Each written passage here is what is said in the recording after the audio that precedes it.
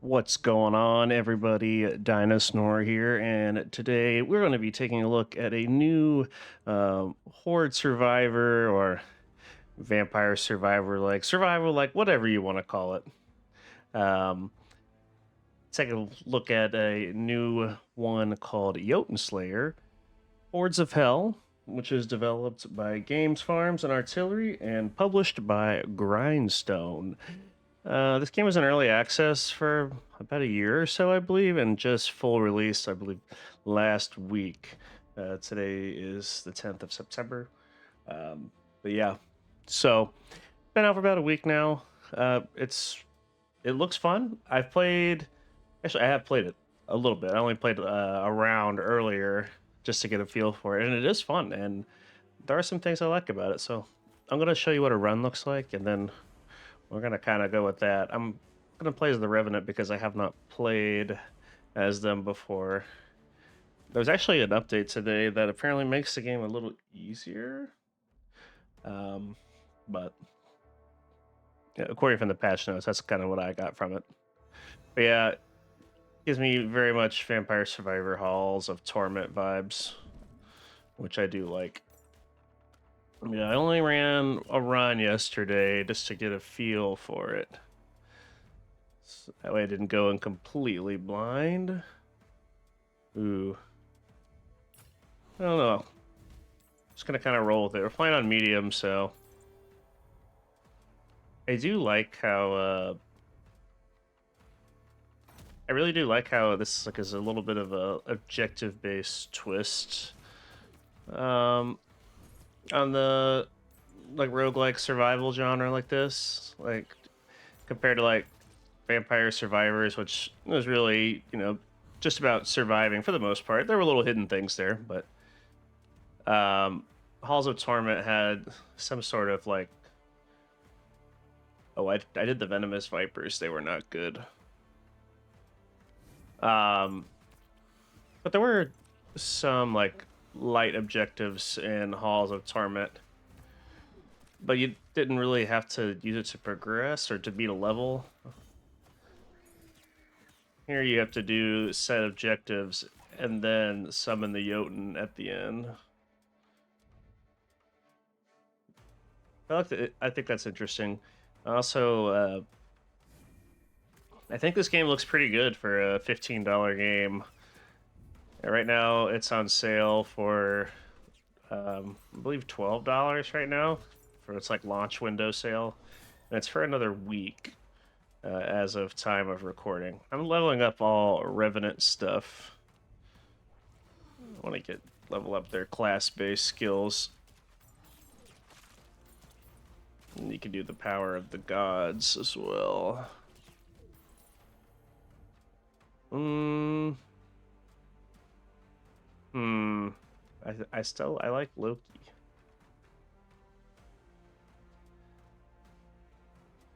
I like the flammable wall. Like that in Halls of Torment. I need to play at Halls of Torment again. The new DLC comes out pretty soon. I do also appreciate that these runs are shorter though. These are about 15-minute long runs. So I know like Vampire Survivors and Halls of Torment, as an example, they can usually 30 minutes. Let's do attack damage.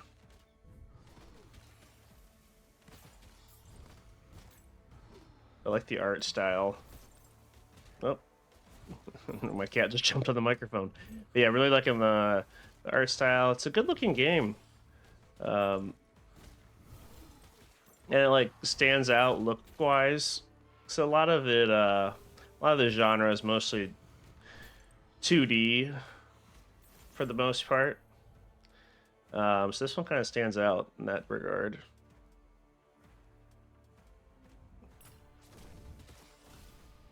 Because some of them, especially with comparing it to the looks of like Vampire Survivors, a lot of them look exactly the same.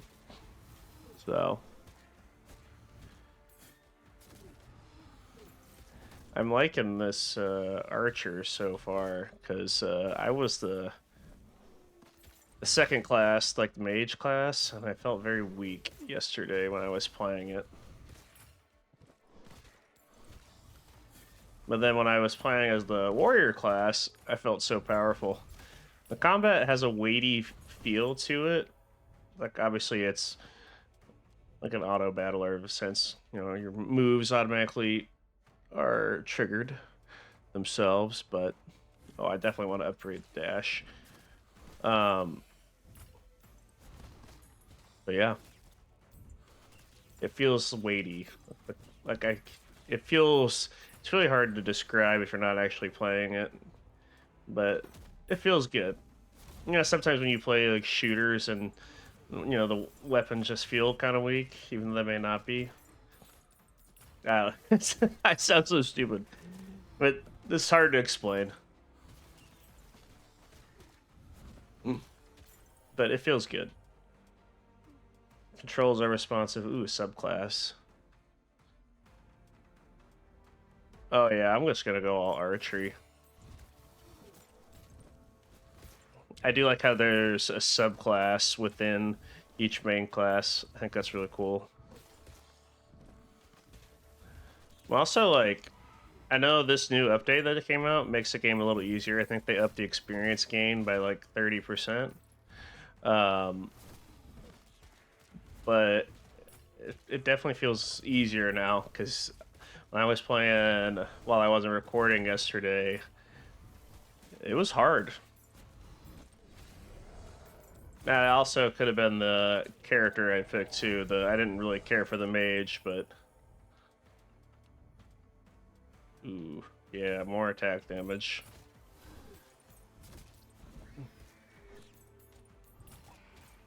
Look how this like character kind of looks like what I would imagine like a modern rendition of the archer from Gauntlet. Because that's what these games kind of take true inspiration from. Gauntlet. The original Gauntlet is so good, and Gauntlet Legends. Oh, I would love to play through Gauntlet Legends co-op with a group of people. Used to have that on my Nintendo 64. Such a good game. It was one of my favorite arcade games growing up in the 90s. So we're doing a lot of bleed, which I love.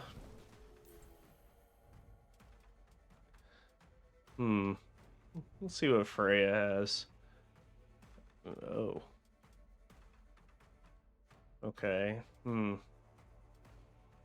feel like the AoE effects in this game aren't that strong. I'm intrigued by these golden discs. They look like Sonic rings. They literally look like Sonic rings.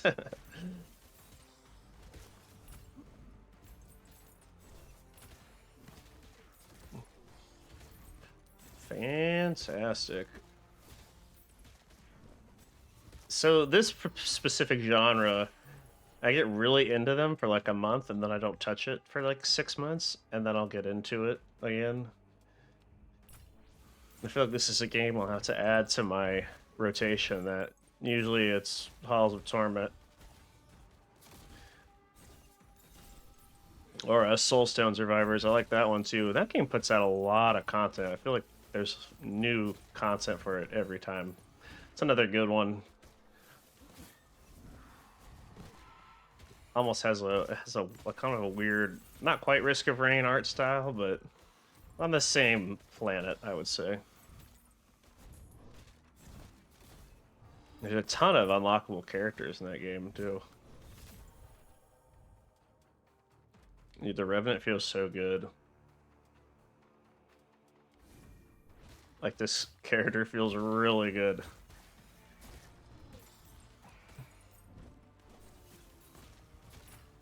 I did use the upgrade points that I got from my 2 runs off camera yesterday. I used some of those upgrade points for this class. I do need some health regen, because I don't have any. feel like health regen is very strong in this game. I also probably should be going toward those chests. Still got 30 seconds till the objective timer goes off in the right-hand side there. Oh. Oh. Bloodlust. I don't know. I don't like the sound of that. Everything like bloodlust or anything like that that looks like a vampire, it scarred me from Oblivion. I'm just gonna do the coins. I feel pretty good. And I remember Oblivion when you turn into a vampire if you want. I got conned into doing that. I'm gonna increase experience gain.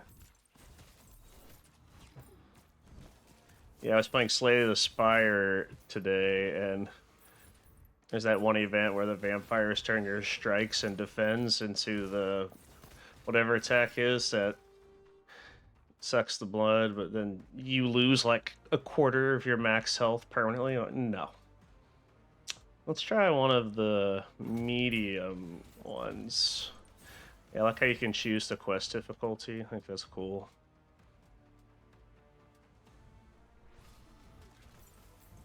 There's enough here that makes this game stand out, because this is kind of a crowded genre right now. Oh, my other favorite one that I kind of like with this is Brotato. I love that one. Finally got the DLC for that recently.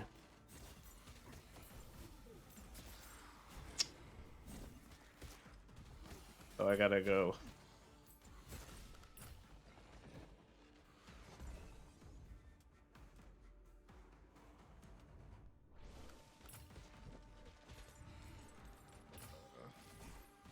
Oh, I gotta go over to there. I just get... Sometimes I get lost in the objective. I was looking... Getting too into the enemies. That's the thing, like Vampire Survivor didn't really have to worry about objectives like that. You just kill, kill, kill, but... Not in this game. Oh, yeah. Oh, I like that. Like that. Gotta pick the cow. It's like the milk or whatever. I don't know what that was. That made me upgrade that. Double cast skill on a single cooldown?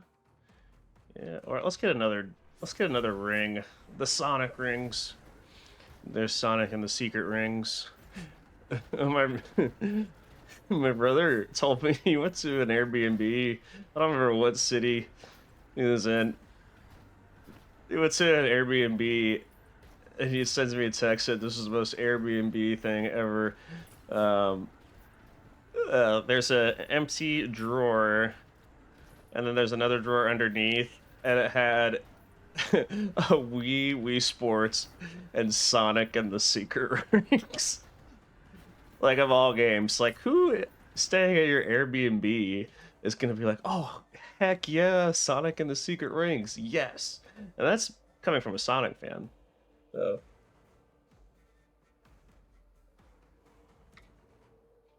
Let's go with that. I feel like that Airbnb is gonna be trolling. Yeah, and love Sonic. I remember trying to play that game, and it's bad.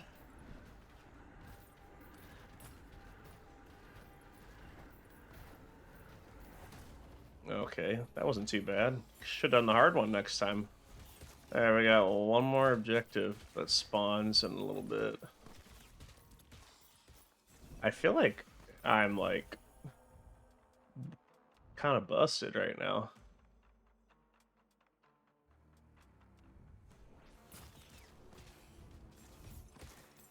Like, I'm just like running over everything. Sometimes it happens in these games though.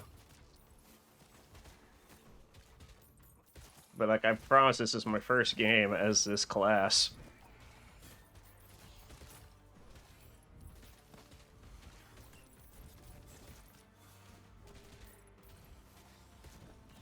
Oh yeah, dude, it's so much damage. so much damage.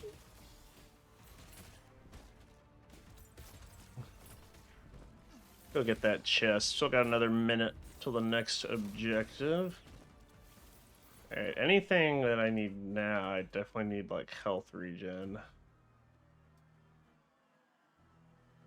Um...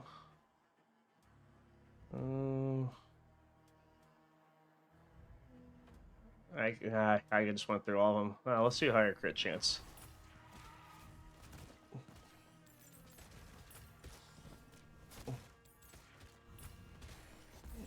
What's in here?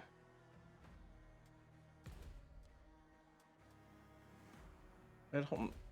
Fine, we're gonna do the bloodlust. Fine. Whatever.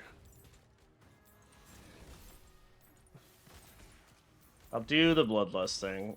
Just please don't make me a vampire. I remember when that happened in Oblivion. The game auto-saved every time you went in and out of a door. And I got auto-saved like right in the big palace in Oblivion. And I had like no health and it was daytime. The sun killed me every time.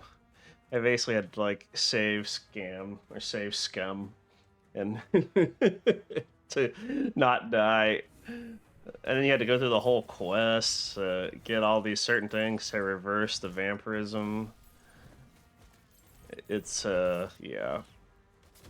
That game just really scarred me from ever becoming a vampire in a game. Alright, where are we at? Let's do the medium. I mean, the quests don't vary too much. I think that'd be, like, a big thing. They're, like, not even really a big, like, whatever, but... Like, it does... Not a lot of quest variety, but, like, and honestly, what can you even do with, like, with different quests in this game, you know? But, like, I do like it. It makes you think a little differently, like, a little risk and reward. Do I take a harder challenge with more loot? Or do I risk dying, you know? Or do I take an easier one where I know I'm going to win, but I don't get as many rewards? So I do like that.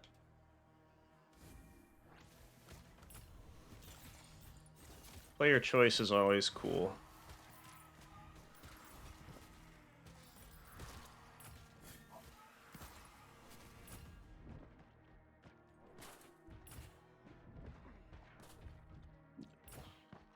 Yeah, you have to actually aim your shots. There you go. Oh no. Oh lord. I need health regen bad. Oh. +2 health a second. There you go. I forgot Loki is who I need for that.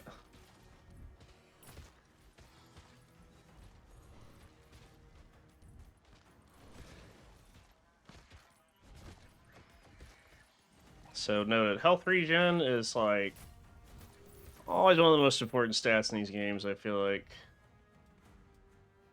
Ooh, increased double cast chance? Yeah. Alright, we gotta go summon the Jotun.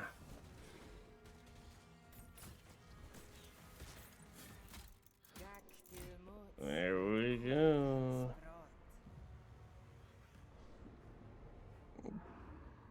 Not the Jotun. The Bone Jotun.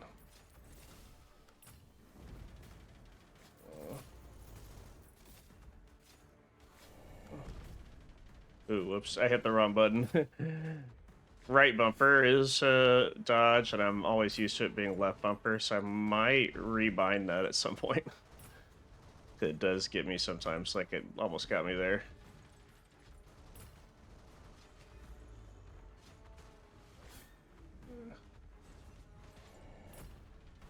This boss doesn't seem too bad. That's the same one I fought off screen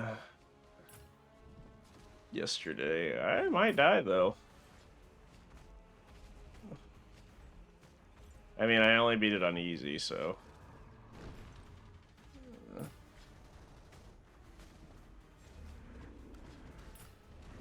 Oh, that was actually really close.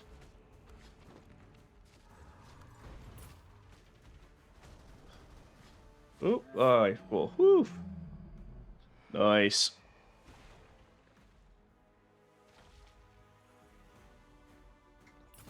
All right. Ooh, new class, Flame Sister. Oh, nice. Love the aesthetic of this game.